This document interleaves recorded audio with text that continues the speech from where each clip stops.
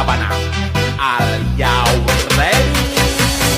Kicau, kicau, kicau mania. Kicau, kicau, kicau mania. Kicau, kicau. Halo, perkenalkan nama saya Eko Sadar Prima Bukit dengan NIM 3253111053. Saya di kelas F. Perkenalkan, nama saya Luisa Rogula dari kelas F dengan NIM 32521111006. Halo semuanya, perkenalkan nama saya Rafa Marbun, kelas F PPK 2025 dengan NIM 32531111010. Halo semuanya, perkenalkan nama saya Cynthia Febrianti Pakpahan dengan NIM 3253111018 dari kelas F reguler PPKN Stambuk 2025. Perkenalkan, nama saya Windy Ratika Damanik dengan NIM 3252411022. Saya dari kelas F. Perkenalkan, nama saya Yesi Oktaviani Saragi dengan NIM 3253311008 kelas F. A few moments later.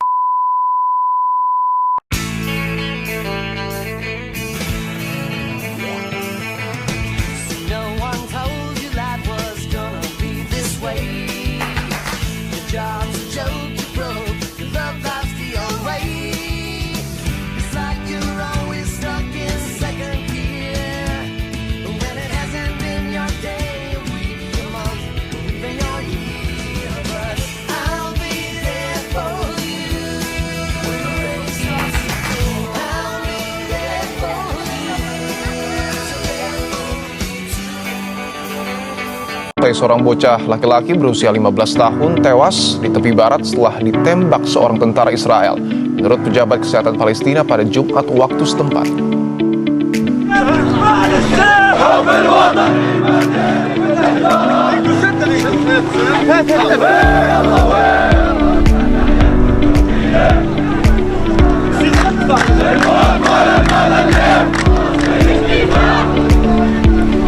Yamin Hamed meninggal dunia pada Jumat malam di kota Silwat, dekat Ramallah.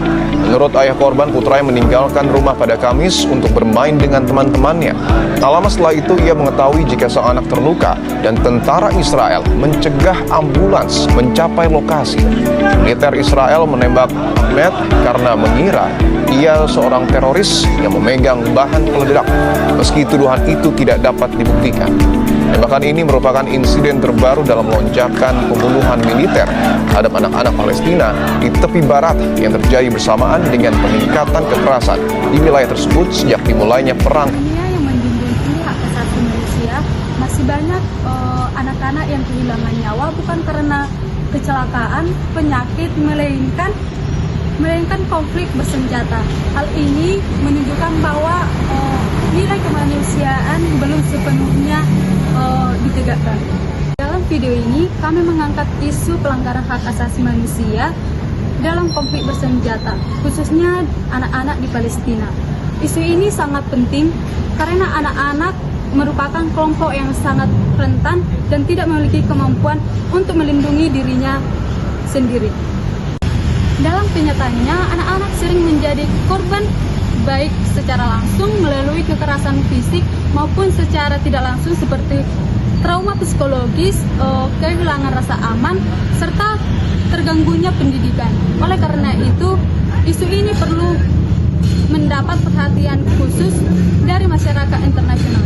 Dari berbagai bentuk pelanggaran hak asasi manusia yang terjadi dalam konflik bersenjata, kami memilih kasus penembakan anak di sekolah sebagai isu prioritas. Hal ini karena kasus tersebut menyangkut hak yang paling mendasar, yaitu hak untuk hidup. Selain itu, kasus ini juga berkaitan dengan hak perlindungan anak dan hak atas pendidikan yang seharusnya dijamin dalam situasi apapun, termasuk dalam kondisi konflik. Kami juga mempertimbangkan bahwa kasus ini terjadi di lingkungan sekolah yang seharusnya menjadi tempat aman bagi anak-anak, namun dalam kenyataannya justru menjadi lokasi kekerasan. Oleh karena itu, kasus ini layak untuk dikaji lebih dalam. Berdasarkan hasil analisis yang telah kami lakukan, terdapat beberapa permasalahan utama di dalam kasus ini.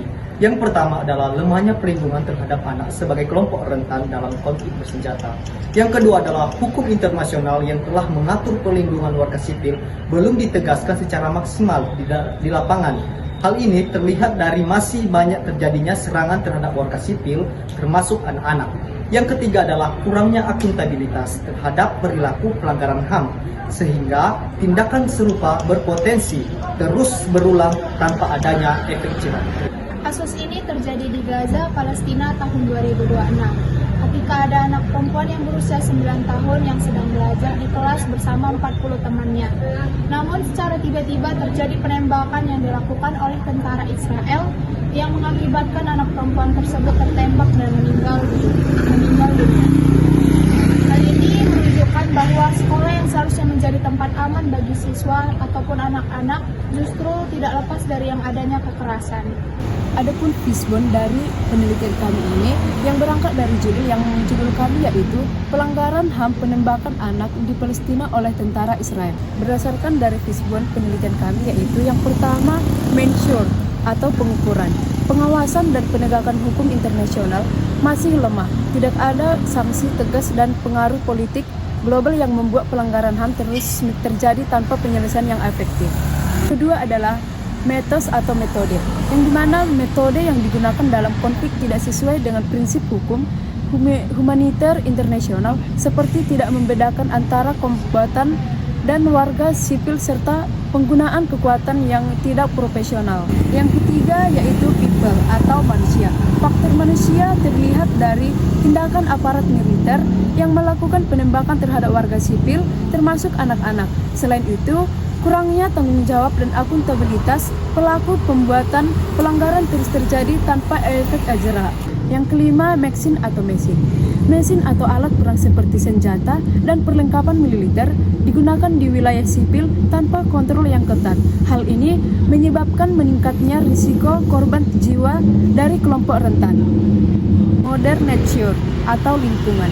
Lingkungan konflik bersenjata di Palestina menyebabkan kondisi yang tidak aman bagi warga sipil, termasuk anak-anak di sekolah yang seharusnya menjadi tempat belajar justru menjadi lokasi yang berbahaya akibat operasi militer. Jika dikaitkan dengan ilmu negara, salah satu tujuan utama negara adalah melindungi warga negaranya, termasuk menjamin hak hidup dan keamanan. Selain itu, dalam konsep negara hukum, setiap tindakan harus didasarkan pada hukum dan tidak boleh dilakukan secara sewenang-wenang. Namun dalam kasus ini, perlindungan tersebut tidak sejalan dengan baik, sehingga menunjukkan adanya ketidaksesuaian antara teori negara hukum dan praktik di lapangan.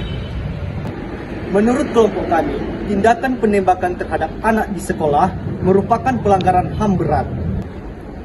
Dalam hukum internasional, tindakan ini melanggar Konvensi Jenewa tahun 1949 yang melindungi warga sipil dari kekerasan, dan juga melanggar Konvensi Hak Anak tahun 1989 yang dimana menegaskan bahwa anak-anak harus dilindungi dari yang adanya kekerasan. Tindakan ini juga bertentangan dengan prinsip hukum humaniter internasional yang melarang serangan terhadap warga sipil dan objek sipil seperti sekolah. Dalam hubungan HAM, hak asasi manusia merupakan hak dasar yang melekat pada setiap manusia sejak lahir dan tidak dapat dicabut oleh siapapun.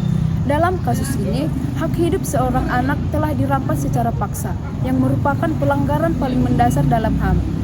Selain itu, hak atas pendidikan juga terganggu karena tidak lagi menjadi tempat yang aman.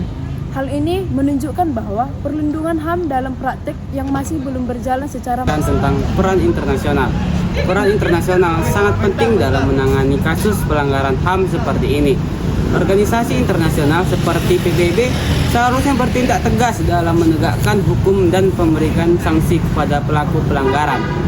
Namun dalam kenyataannya, penegakan hukum internasional masih lemah dan sering dipengaruhi oleh kepentingan politik global. Dari pembahasan yang telah kami sampaikan, dapat disimpulkan bahwa kasus ini merupakan pelanggaran HAM berat yang menunjukkan lemahnya perlindungan terhadap anak dalam konflik bersenjata. Oleh karena itu, diperlukan penegakan hukum internasional yang lebih tegas, perlindungan khusus terhadap anak, serta upaya penyelesaian konflik secara damai. Karena pada dasarnya setiap anak berhak untuk hidup, belajar, dan tumbuh dengan rasa aman tanpa rasa takut. Sekian dari video dari kelompok 4. Terima kasih. Bye-bye. Harus begini. I just had to let you know you're